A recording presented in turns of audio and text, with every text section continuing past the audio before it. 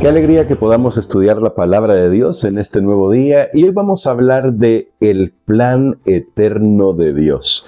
Es un tema muy interesante que aquí en Colosenses nos va a mostrar cuál es nuestro lugar en este gran plan que Dios tiene para la salvación de la humanidad.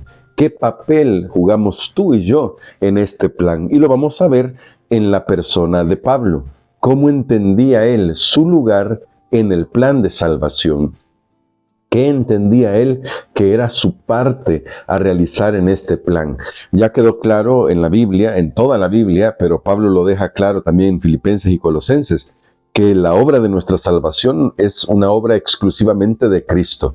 Pero en todo el plan, ¿qué podemos hacer nosotros? ¿Cuál es nuestro lugar?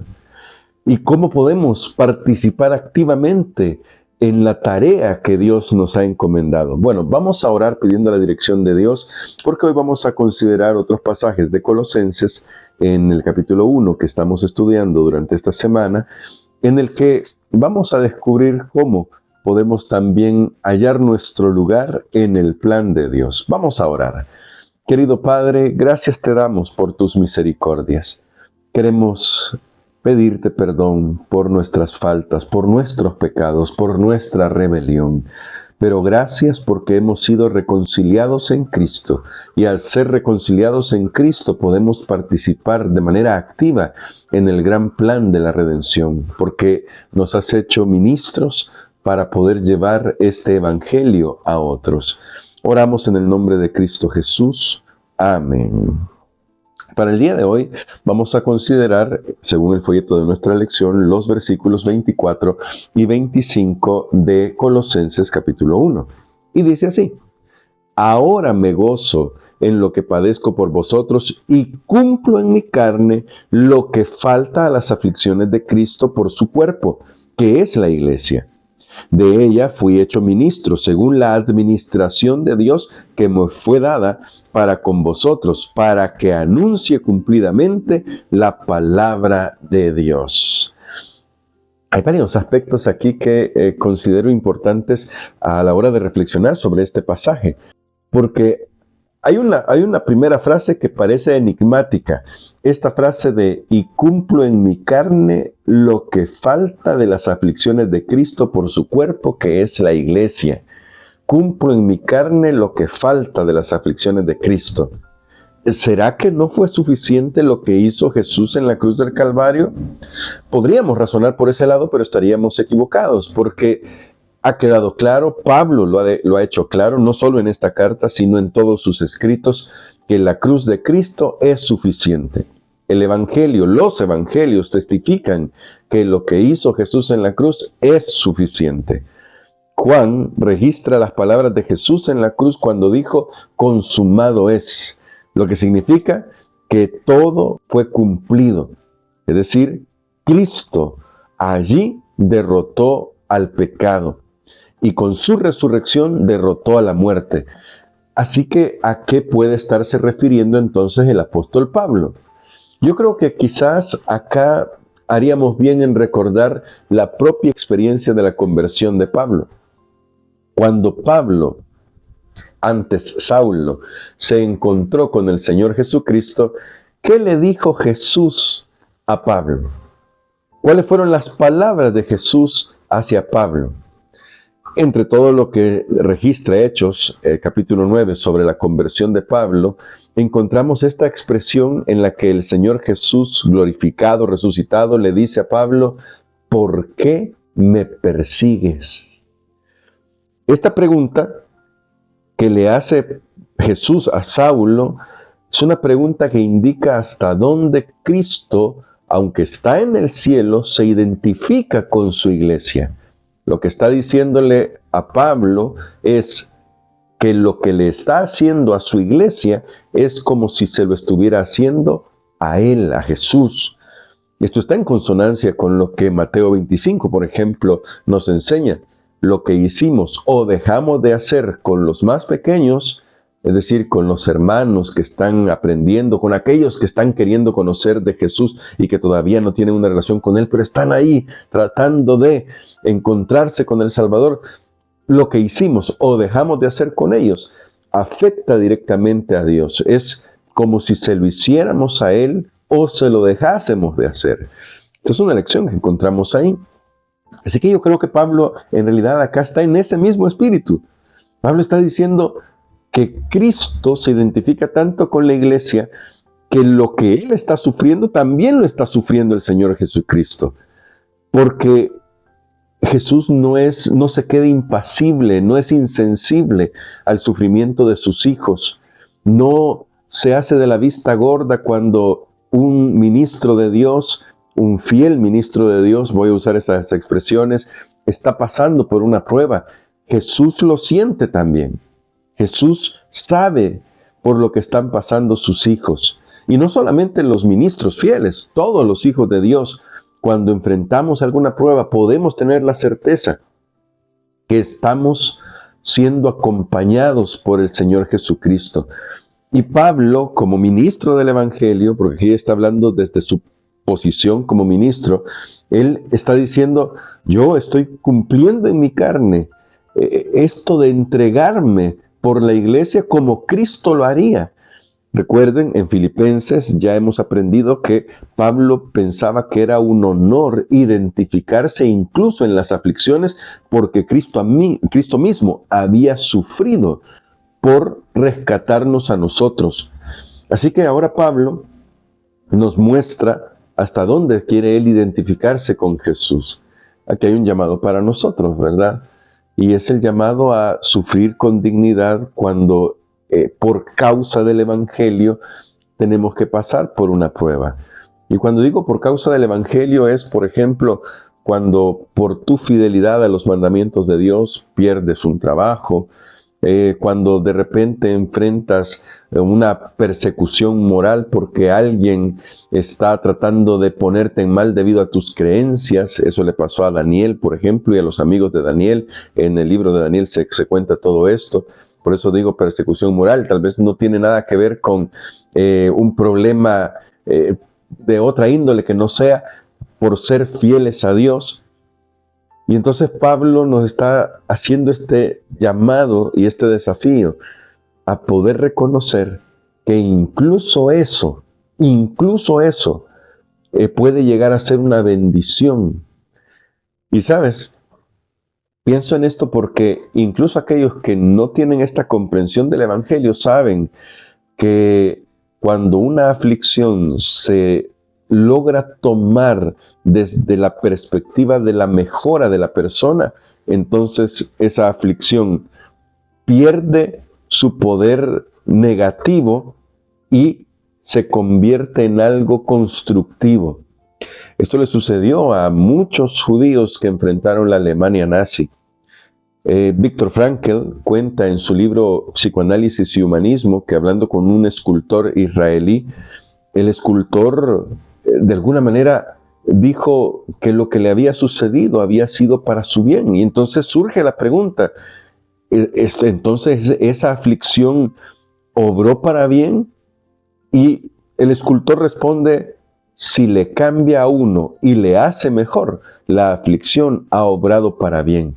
Imagina este concepto que tienen otras personas. ¿Cuánto más deberíamos nosotros tener este concepto elevado?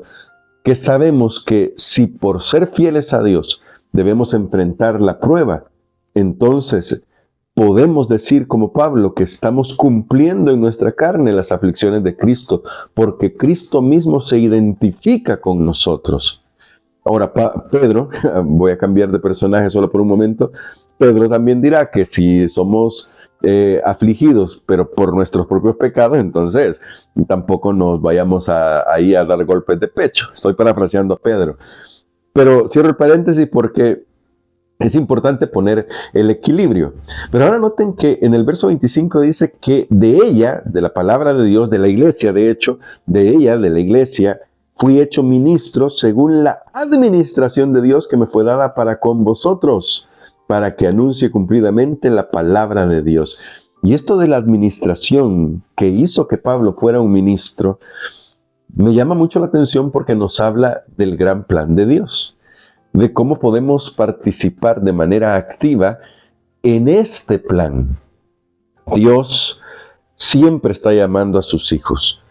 De hecho, y lo vimos esta semana, Dios siempre está llamándonos a la reconciliación.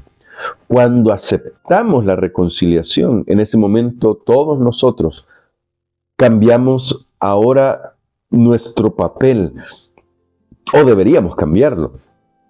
Ya no somos objetos pasivos, ahora somos personas activas en la obra de Dios.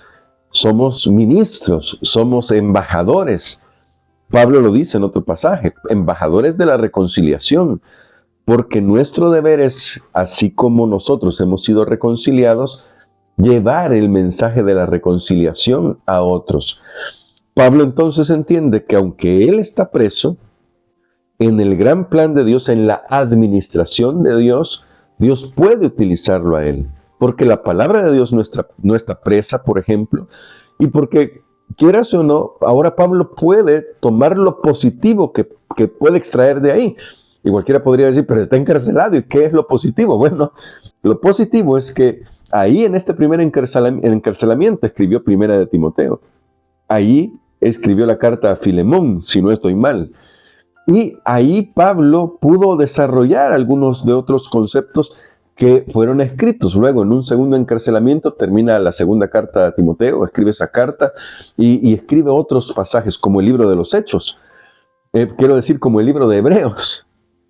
Entonces, nos encontramos con que incluso esa circunstancia negativa dentro de la administración de Dios se convirtió en algo positivo. Porque el apóstol estuvo dispuesto a reconocer que, aunque pareciera pequeño, su papel, él lo iba a cumplir. De hecho, el papel de Pablo no fue pequeño, ¿verdad? Nos dejó la mayoría del Nuevo Testamento y gracias a eso podemos conectar todos los puntos del Antiguo Testamento también con Cristo Jesús, porque la teología de Pablo es teología de primer nivel. Pero, dejando ese comentario, lo que quiero destacar es que Pablo podía verse a sí mismo dentro del plan de Dios. No porque él pensara que fuera mejor que los demás, él mismo ha dado el consejo de mirar a los demás como mejores, sino porque cada uno de nosotros, y es lo que creo que Pablo quiere enseñarnos, al haber sido llamados por Dios y responder positivamente a ese llamado, ahora tenemos una parte importante que hacer en el plan de Dios. Nuestra parte es testificar, nuestra parte es reflejar el carácter de Jesús. Nuestras decisiones van a demostrar si estamos en armonía con ese plan o no. Y Pablo decide que pase lo que pase, él quiere hacer lo mejor para Dios. Como resultado, Pablo escribe la mayoría del Nuevo Testamento, como ya mencioné, y no solamente eso, sino que nos deja esta lección para saber que en realidad todo lo que hacemos cuando hemos recibido el llamado de Jesús tiene importancia. Y lo voy a decir todavía de otra manera. Cada decisión que tomamos tiene importancia, aunque nos parezca pequeña, porque refleja si queremos caminar en armonía con el plan de Dios o no. Y dependiendo de eso, así serán los resultados eternos. Porque recuerda lo que estudiamos el día de ayer, que hablamos sobre el hecho de que nuestra participación en todo esto es aceptar el regalo de Dios o rechazarlo. Esa es nuestra decisión. Cristo lo hace todo. Él es todo en nosotros. El viernes vamos a comentar un poquito de eso a través de una cita que es maravillosa. Pero Cristo lo hace todo en nosotros. Mi parte es aceptarlo, es rendirle mi corazón, es renunciar a mi ego humano para que Cristo pueda obrar en mi vida. Qué bonito es que cuando nosotros estudiamos la palabra nos encontramos con que Dios siempre ha querido trabajar en nuestro corazón y a través de nosotros ayudar a otros a conocerlo a Él. Tal vez nuestro nombre no sea tan importante como el de Moisés, el de Gedeón, el del rey David o Salomón, o incluso el apóstol Pablo o los otros discípulos. Pero aunque nuestra participación parezca pequeña, todavía podemos hacer algo en esta obra. Porque nota, Pablo dice, mi deber es presentar cumplidamente la palabra de Dios. Esto implicará que practica la palabra de Dios, la vive. Es un ser humano, comete errores, pero se ajusta a lo que la Biblia enseña, porque su corazón está en las manos de Jesús. Que el Señor nos ayude a eso, porque en la vida yo sé que tropezamos, caemos muchas veces, pero no nos soltemos de la mano de Jesús, levantémonos con nuevas fuerzas y reconozcamos que Dios nos ha puesto aquí para poder ser un ejemplo de lo que su gracia puede lograr en nuestras vidas para alcanzar a otras personas. Vamos a orar por eso. Querido Padre, estamos muy agradecidos por tus bondades. Y hoy quiero poner en tus manos de amor a todos los que están en sintonía de este estudio para que tu Espíritu Santo ilumine sus mentes, sus corazones, bendiga sus vidas y les ayudes a mantenerse firmes con la certeza de que en tus manos de amor siempre estamos seguros y que estamos cumpliendo parte del gran plan que tú tienes al servirte a ti, al testificar a otros, al vivir cumplidamente tu palabra. Ayúdanos para poder crecer y madurar, algo que vamos a estar estudiando esta semana, para crecer en la gracia de Jesús, pues en el nombre de Jesús oramos. Amén.